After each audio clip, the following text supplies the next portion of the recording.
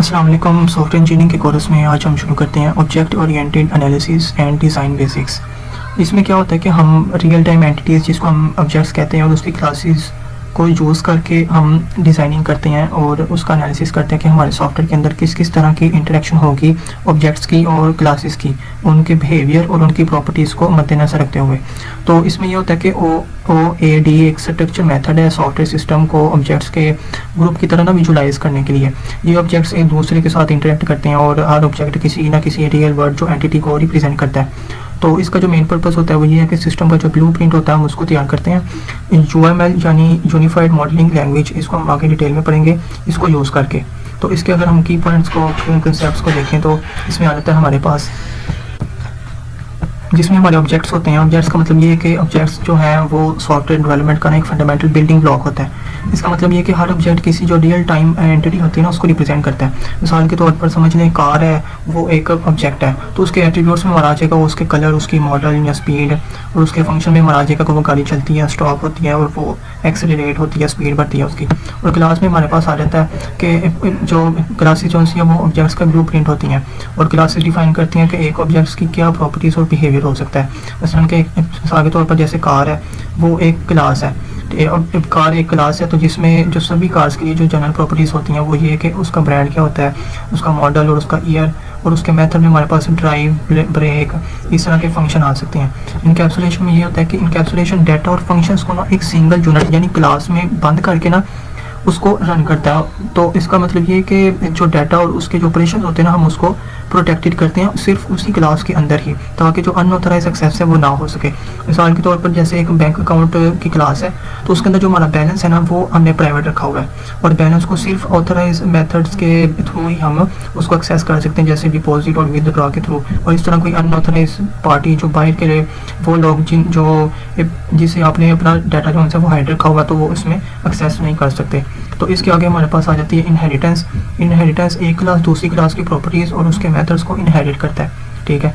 तो इसका मतलब ये है कि हम नए जो ऑब्जेक्ट्स को ना बिना एक्स्ट्रा कोड किए ना एक दूसरे के साथ लिंक कर सकते हैं कि वो एक दूसरे की प्रॉपर्टीज़ और बिहेवियर को एक्सेस कर सकते हैं। मिसाल के तौर पर जैसे व्हीकल एक पेरेंट क्लास है जिसमें हम जनरल प्रॉपर्टीज़ हैं उसकी स्पीड और कलर। अब उसमें फर्दर जो उसके चाइल्ड क्लासेस या हम सब क्लासेस कह सकते हैं कार और बाइक, तो वो भी एक व्हीकल से ना जो एट्रीब्यूट उसके मेथड्स है उसको इनहेरिट करती हैं और अपनी जो एडिशनल प्रॉपर्टीज़ होती हैं ना वो भी उसमें ऐड कर सकते हैं। लेकिन जो बाकी पेरेंट क्लास की प्रॉपर्टीज़ होती हैं ना वो सब क्लासेस उस पेरेंट क्लास की प्रॉपर्टीज़ को एक्सेस करते हैं। फिर पॉलीमराइजेशन में ये है कि इसका मतलब है कि एक ही फंक्शन का जो मल्टीपल फॉर्म्स होते हैं ना उसमें उसको हमने एक फॉर्म में पेश करना होता है। तो मतलब ये कि सेम फंक्शन है डिफरेंट ऑब्जेक्ट्स के लिए हम डिफरेंट तरीके से काम कराएंगे। मसलन के हमारे पास ड्रॉ का एक फंक्शन है जिसमें हमने सर्कल का हमने एक ऑब्जेक्ट जो है वो एक कॉल करना है, तो उसमें सिर्फ हमारा जो है वो सर्कल ही ड्रॉ होगा। फिर हम इसके फेजेस देखें तो इसमें हमारा जो आ जाता है पहला ऑब्जेक्ट ओरिएंटेड एनालिसिस। तो इसमें हमारा इसका पर्पस होता है कि हमने जो रिक्वायरमेंट्स होती हैं उसको समझना होता है ये ऑब्जेक्ट्स और क्लासेस के थ्रू। तो इससे हमारी जो सी वो प्रॉब्लम जो है वो एनालाइज होती है, उसका तजिया कर सकते हैं और जो ऑब्जेक्ट्स और उनके इंटरेक्शन होती है ना आपस की उसको हम आइडेंटिफाई करते हैं। इसकी टेक्निक्स में हमारे पास आ जाती है use case modelling, object modelling और dynamic modelling. Use case modelling को यूज़र की किस तरह की सिस्टम के साथ ना इंटरेक्ट करेगा और उसकी जो आउटलाइन है वो उसमें हम दिखाते हैं कि यूज़ केस मॉडलिंग ये है कि हमने इस केसेस के थ्रू अपने सिस्टम को यूज़ करना उसकी मॉडलिंग करते हैं। इसमें हम डिफरेंट सिनेरियोज़ को बताते हैं। मिसाल के तौर पर लॉगिन सिस्टम है उसका हमने यूज़ केस डायग्राम बनाया, तो उसमें हमारे पास यूज़र की एंटर की डिटेल्स होंगी, फिर सिस्टम वेरीफाइज होगा और लॉगिन सक्सेस होगी। ये एक यूज़ किया हमने उस सारे केस को हमने यूज़ केस मॉडलिंग के थ्रू उसको हमने शो करवाना। फिर ऑब्जेक्ट मॉडलिंग में ये कि ऑब्जेक्ट और उनके जो रिलेशन है उसको हम डिफाइन करते हैं। मसलन के लाइब्रेरी मैनेजमेंट सिस्टम में बुक्स, स्टूडेंट्स और लाइब्रेरियन ऑब्जेक्ट्स जो से होते हैं वो हमने ऑब्जेक्ट मॉडलिंग के थ्रू शो करवानी है कि जो स्टूडेंट्स वो बुक को एक्सेस करके पढ़ते हैं। तो ये इसमें आ जाएगा ऑब्जेक्ट मॉडलिंग में। फिर डायनामिक मॉडलिंग में हमारे पास ये बताया जाता है कि ऑब्जेक्ट्स वक्त के साथ साथ किस तरह इंटरेक्ट करेंगे, उनकी स्टेट क्या है, ठीक है, वो अपने स्टेट के अकॉर्डिंग उसको डायग्राम्स को शो करते हैं। फिर हमारे पास आ जाती हैं आगे ऑब्जेक्ट ओरिएंटेड डिज़ाइन।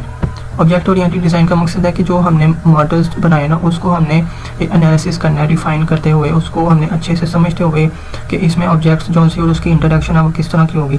सिस्टम को इम्प्लीमेंट करने के लिए हमने ऑब्जेक्ट्स का यूज़ करके अपने डिज़ाइन को आइडेंटिफाई करना होता है। इसके टेक्निक्स में हमारे पास आ जाती है क्लास डायग्राम्स, फिर सीक्वेंस डायग्राम्स और डिज़ाइन पैटर्न्स आ जाते हैं। क्लास डायग्राम्स में हम क्लासेस और उनकी एट्रीब्यूट्स, मेथड्स और रिलेशनशिप को डायग्राम्स की सूरत में रिप्रेजेंट करते हैं। मसलन कि स्टूडेंट मैनेजमेंट सिस्टम एक पूरी क्लास है, ठीक है। उसमें क्लास के अंदर हमारे पास स्टूडेंट है और उसके एट्रीब्यूट्स में हमारे पास उसका नेम आ जाएगा और उसका रोल नंबर आ जाएगा। तो अगर हम उसका फंक्शन देखें तो वो ये है कि वो उसके पास रजिस्टर है जिसमें वो काम करता है, वो फंक्शन कर रहा है, और अटेंड क्लास है, ये एक नाम का फंक्शन हो सकता है। फिर सीक्वेंस डायग्राम में हमारे पास आ जाएगा ऑब्जेक्ट्स एक पर्टिकुलर सिनेरियो में किस तरह इंटरेक्ट करते हैं, ये इसमें बताया जाता है। तो मिसाल के तौर पर जैसे ऑनलाइन कोई शॉपिंग है, ये इसका एक एग्जांपल है। इसमें यूज़र सेलेक्ट करता है प्रोडक्ट को, फिर उसको हम क्या करते हैं, ऐड टू कार्ट करते हैं, फिर प्रोसीड टू हम करते हैं पेमेंट में, कि इसमें हमने आगे पेमेंट का जो प्रोसीजर है वो करना और फिर ऑर्डर कंफर्म होता है। ये एक जो सारा सीक्वेंस है हमने उसको एक सीक्वेंस डायग्राम में शो करवाना। फिर डिज़ाइन पैटर्न में ये आ जाता है हमारा कॉमन प्रॉब्लम्स जो होती हैं उसको हम रियूजेबल सॉल्यूशंस प्रोवाइड करते हैं। मतलब कि जो कोई भी एक कॉमन हमारे पास कोई आम सी प्रॉब्लम आ रही है ना, तो हम उसको एक ऐसा सॉल्यूशन देते हैं जिसको हम बार बार यूज़ करें तो हमारी वो प्रॉब्लम जो है वो सॉल्व हो जाए। तो इसमें ये आ जाती है। फिर बाकी हमारे पास बेनिफिट्स अगर हम देखें इसके, तो हमारे पास मॉड्यूलैरिटी आती है कि सिस्टम को हम छोटे छोटे इंडिपेंडेंट जो कंपोनेंट्स होते हैं उसमें डिवाइड करते हैं। फिर ऑब्स्ट्रक्शन आ जाती है हमारी कि कॉम्प्लेक्स सिस्टम को हम सिंपलीफाई करते हैं, उसको सिंपल बनाते हैं, उसमें किसी ना किसी तरह की कॉम्प्लेक्सिटी ना हो कि जिससे एक कोड समझने में मुश्किल आए या बाद में मेंटेनेंस में हमें मुश्किल आए।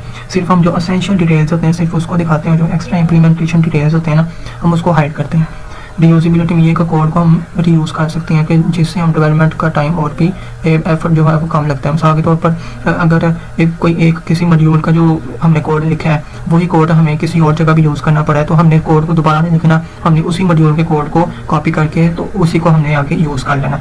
फिर इम्प्रूव जो सी हमारी वो कम्युनिकेशन होती है कि जो डेवलपर्स और स्टैक होल्डर्स जिन्होंने सिस्टम का यूज़ करना होता है उनके लिए जो कम्युनिकेशन है इसके दरमियान डिज़ाइंस के थ्रू वो ईजी हो जाती है और वो एक दूसरे की बातों को, रिक्वायरमेंट्स को, और जो डेवलपर्स होते हैं उन्होंने जो अपनी बात करनी होती है वो उसके अकॉर्डिंग समझाते हैं। तो ये हमारा था आज का इसका OOAD का इंट्रो। तो इससे आगे फर्दर हम इसके जो सब पॉइंट्स हैं अपने सिलेबस के अकॉर्डिंग वो डिस्कस करेंगे। Thank you.